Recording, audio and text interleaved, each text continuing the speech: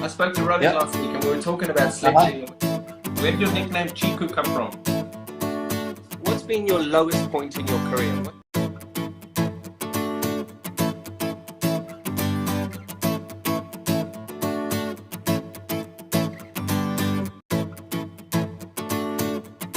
No problems. Go for it.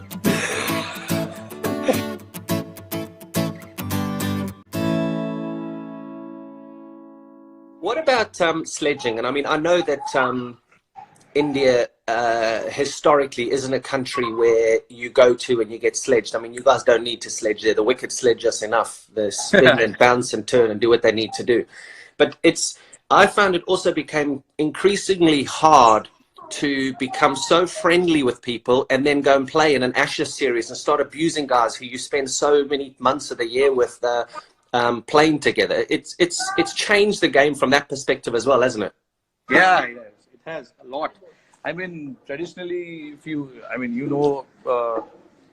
Indian team, much better than anyone else. I mean, we don't usually go on to sledge or be in people's face while we are playing. I mean, right now we've started a little bit because we've got a very aggressive captain. Yeah. So we do that a little bit, but again, I mean, it's fun. It's just a banter. It's nothing personal. Everyone knows that, and I hope everyone knows that it's nothing personal. It's just just Of to course. bring a bit of laughter in the game, and try and keep the environment a little relaxed. You know what I mean? Of course. No, Yeah. I mean, I completely get it, and it's definitely changed the dynamic. I found it harder actually playing against those guys because you want to make sure that after the game they can't send you a message or speak to you and say, "I've got you in my pocket, I knocked you over," or "We beat you." You want to always hold the upper hand against your mates. Yes, exactly. I mean, you want that competitiveness as well when you are in the battle with the opposition. You want that competitiveness to be Yeah. there as well. At the same time, one should know that we can't cross lines. Yeah, for sure. Have to be within the rules of the game, and then everything is fine. It's I spoke to Rohit Yeah. last week and we were talking about sledging and we were talking about aggression on the field, and he said, "Well, we do have a fairly aggressive leader." And I just started pissing myself. I was like, "Oh yes, just a very." I mean, That helps. slightly That helps. aggressive.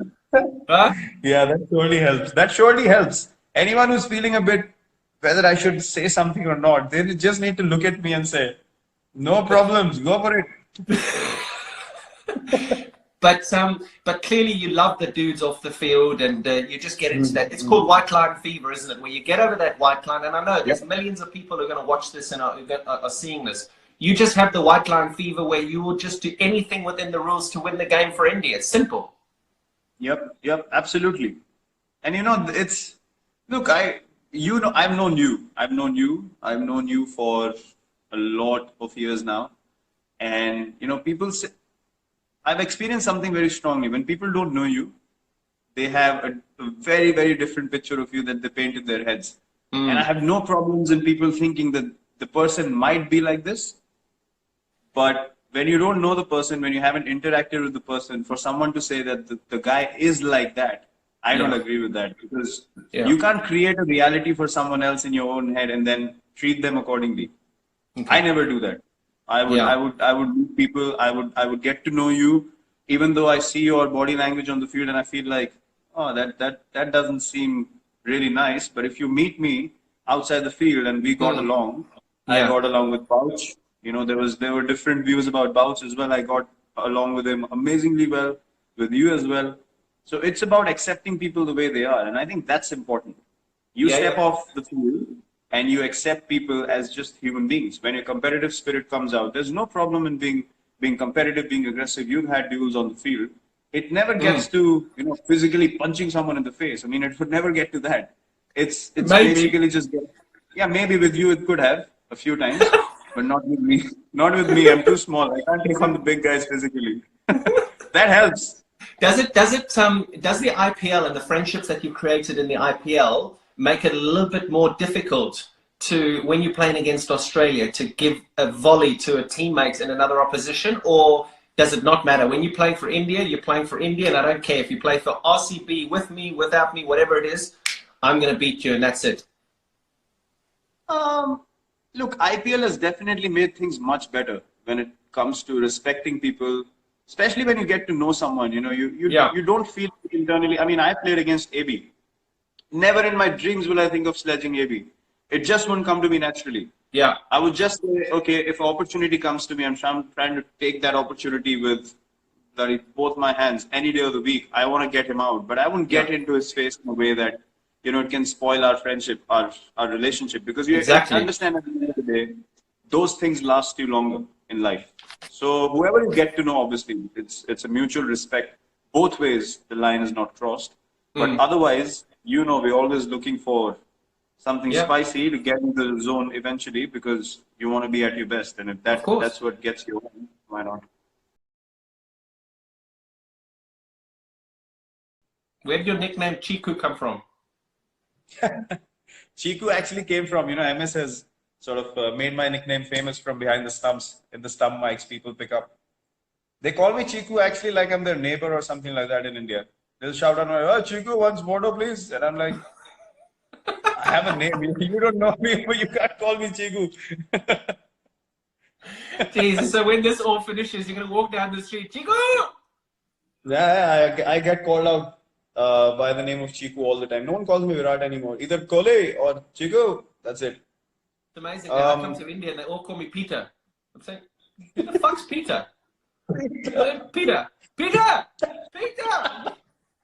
Who's Peter? No, I got this nickname by a coach we had in the state team, actually the Ranji Trophy, our first class teams.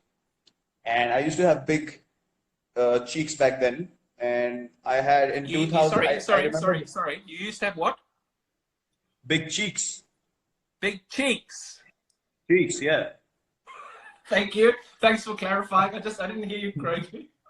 I had big cheeks back then. In 2007, I thought I'm losing hair. My hair's shedding. I'm having a massive hair fall. So I got my hair cut really short, like yours now.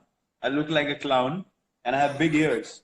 So my cheeks stood out and my ears stood out. And so we used to have this comic in India, like a comic book when we were growing up, called Champak. It was called Champak. Yeah. And there was a rabbit in that comic. That character's name was Chiku. So the coach called me Chiku the rabbit because I had big ears. So that's where the nickname came from.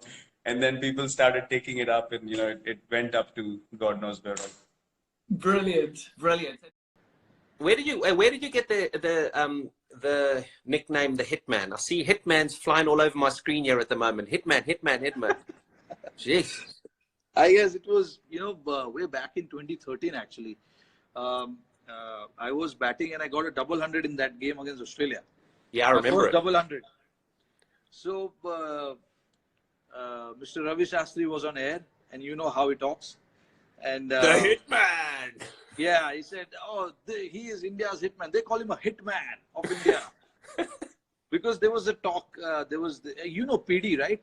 Of course. Yeah, so he's the one who gave me that name. And, really? Yeah, because my name ends with hit, H-I-T. And he said, "Ro, you are a hitman, man. You are a hitman." So for everybody watching, PD is the floor manager, and he works for Star, and he's the little guy that you see running around, basically just making us as commentators work and getting all the interviews right. He's the main man. A lot of the cricket lovers who are online right now, they would know who PD is, because he's always seen on the television. Yeah, he likes to be seen on the television. Yeah, although it's very difficult to spot him, but yeah.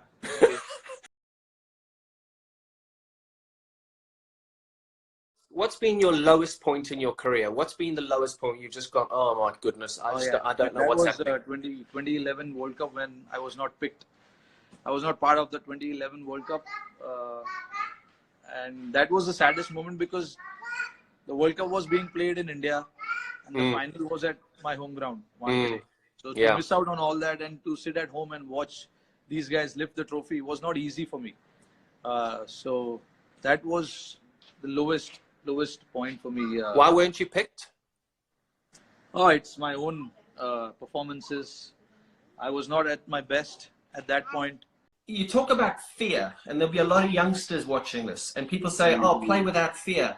Don't worry about the consequences. For youngsters watching this, in your position, walking out to bat, now you're lucky. You've made it in the game. You're the best that's playing at the moment. Your numbers are fantastic. At the start of your career, or in the middle of your career, even now, what's been your lowest, the lowest you've been? What's the lowest you've been in your career? I think the lowest point in my career was the England tour in 2014, where that's one phase where I felt like, you know, when as a batsman, you know you're going to get out in the morning when you wake up. That was the time I felt like that there's no chance I'm getting runs. Really? And yeah, to be able and still to get out of bed and, you know, just get dressed for the game and to go out there to go through that knowing that you will fail was something that just ate me up. It just demolished me completely.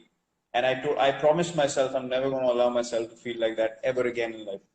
But that was the lowest point and that happened for all the younger guys listening to think right in the game. That happened because I was too focused on doing well from a personal point of view. I wanted to get run. I could never think of what does the team want me to do in this situation. I just got too engulfed with England tour. If I perform here, you know, Test cricket, in my mind, I'm going to feel established and all that crap on the outside, which was not important at all. It just ate me up. I just kept going into a downward spiral, and I just couldn't get out of it.